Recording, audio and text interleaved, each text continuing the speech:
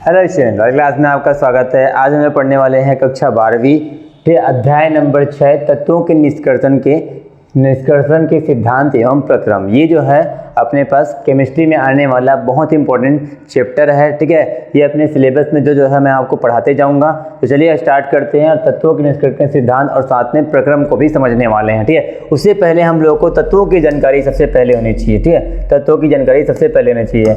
आज हमारे आवर्त सारणी में 118 तत्व है। ठीक है, कितने हैं? 118 तत्व है। ठीक है, तो इन तत्वों की खोज समय समय पर हुई थी। इनकी पूरी जो कहानी है ये आपको कक्षा 11वीं में सुनने को मिल जाता है। ठीक है, तो हम लोग को यहाँ पे देखना है कि वाकई में तत्व वाकई में रियलिटी में मिलते कहाँ हैं। तो अपने पृथ्वी पर ही मिलते हैं। कोई पृथ्वी में मिलता है, कोई वायुमंडल में मिलता है, कोई समुद्र में मिलता है। ठीक है, तो हम पृथ्वी की बात करेंगे। यहाँ पे पृथ्वी में अपने पास जो पाए जाने वाले जो तत्व हैं उनकी बात करेंगे। जैसे यहाँ पे पृथ्वी के बारे में, पृथ्वी की आंतरिक संरचना आपको पता होगा। ये होता है, ये वाला हिस्सा जो होता है पृथ्वी के कुछ अंदर तक का हिस्सा भूपर पट्टी होता है, उसके अंदर हिस्सा होता है प्रवार होता है।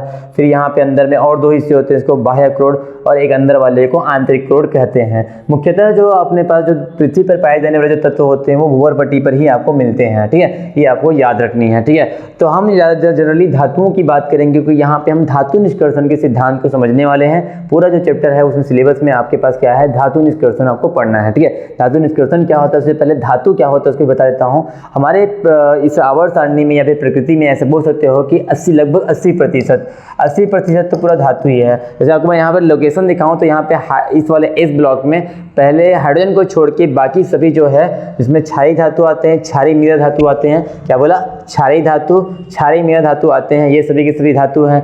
डी ब्लॉक के सभी के सभी धातु जिसको संक्रमण धातु भी कहते हैं, ये भी सभी की सभी धातु है।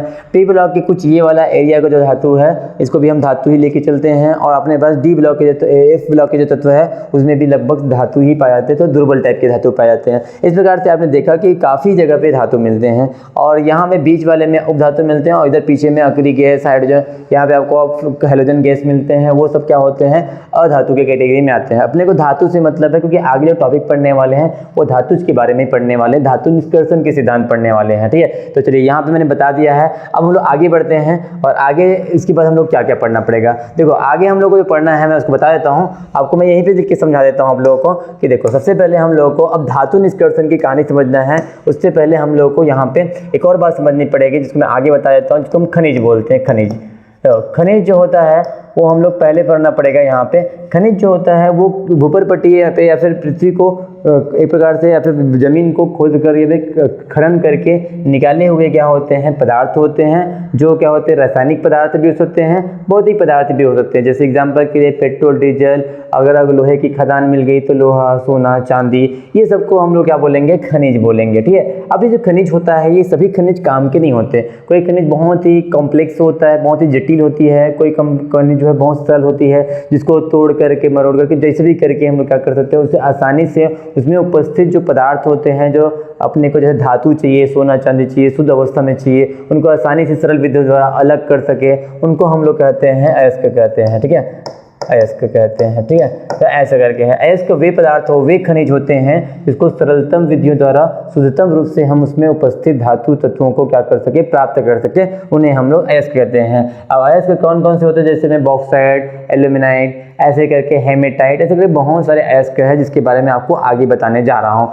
तो अयस्क के बारे में हम लोग समझ गए, खनिज के बारे में समझ गए, दो बातें हम लोगों ने समझ गए हैं। ठीक है, अब हम लोग को जो पढ़ना है कि अयस्क की जैसे ही बात आई तो हमारे अपने पृथ्वी पे भूवर पट्टी पे बहुत सारे अयस्क पाए थे। मैंने कुछ अयस्क के नाम यहाँ पे लिख दिए हैं, आप चाहो तो नोट कर सकते हो। और ऐसे कौन कौन सी धातु प्राप्त हो सकती है क्योंकि हम लोग को धातु निष्कर्षण के पद पढ़ने रहेंगे तो वहाँ पे बताऊंगा आप लोगों को। ठीक है, तो देखो हम लोगों के पास जो अयस्क रहते हैं वो जैसे लाइम स्टोन होता है जिसे हम लोग चूना पत्थर बोलते हैं। यहाँ पे कैल्शियम धातु आपको दिखाई दे रहा होगा, यहाँ से कैल्शियम धातु को हम क्या करेंगे, प्राप्त करेंगे। ठीक है, कैल्शियम सल्फेट डॉट ठीक है 2H2O, ये होता है जिप्सम का सूत्र, जिप्सम सूत्र भी कैल्शियम निकलेगा। जिंक ब्लेंड बोलते हैं, जेडेनस। ठीक है, ये आपके पास चाहिए है ना। यहाँ पे अर्जेंटाइट मैंने लिया है Ag2S। ठीक है, यहाँ पे सिल्वर निकलेगा, गैलेना है, Pb, सिनेबार है जिसको हम लोग HgH निरूपित करते हैं, मरकरी हो गया। ठीक है, इस प्रकार से आपको बॉक्साइड बताता हूँ, Al2O3.2H2O, ये हो गया अपना बॉक्साइड, जिससे हम लोग को क्या मिलता है, एल्यूमिनियम मिलता है। तो ऐसे करके अपने पास बहुत सारे क्या होते हैं, अयस्क होते हैं जो शुद्ध खनिज, मतलब जो ऐसा खनिज जो क्या हो सरलतम और शुद्धतम विधि से हम उससे उससे प्राप्त उसमें धातुओं को हम प्राप्त कर सकें, वो ये होता है अपना अयस्क। ठीक है, अब देखो अब हम लोग को पढ़ना है आगे जा करके, वो है धातु निष्कर्षण के पद। ठीक है, धातु निष्कर्षण करने के लिए क्या चाहिए। ठीक है, तो आपको मैं आज केवल पद का नाम बता देता हूँ कि धातु निष्कर्षण के लिए हम लोग सबसे पहले क्या करना पड़ेगा। सबसे पहला पद जो है वो अयस्कों को तोड़ना या पीसना पड़ेगा। अयस्क जो लेके आओगे आप लोग उसको तोड़ना पड़ेगा, पीसना पड़ेगा। ठीक है, अब वो अयस्क अगर टूट गया है, पिसा गया है या चूर्ण के रूप में बच गया है तो चूर्णित अयस्क को क्या करना पड़ेगा, सांद्रण या प्रसाधन करना पड़ेगा। क्या करना पड़ेगा, सांद्रण या प्रसाधन करना पड़ेगा। अब सांद्रण या प्रसाधन कर लोगे तब उसमें क्या करोगे आप, उसको फिर उससे अब शुद्ध धातु को प्राप्त करोगे, और शुद्ध धातु को प्राप्त करने के लिए उसको ऑक्साइडों में परिवर्तित करना पड़ता है। ऑक्साइड में परिवर्तन करने के बाद उसको अपचयित करना पड़ता है, ये आपको बताऊंगा आगे जा करके। ऑक्साइड में परिवर्तन करेंगे, फिर अपचयित करेंगे, फिर उसके आखिर में हम लोग क्या करेंगे, उस धातु का शोधन करेंगे। तो इस प्रकार से क्या होगा, धातु निष्कर्षण होगा।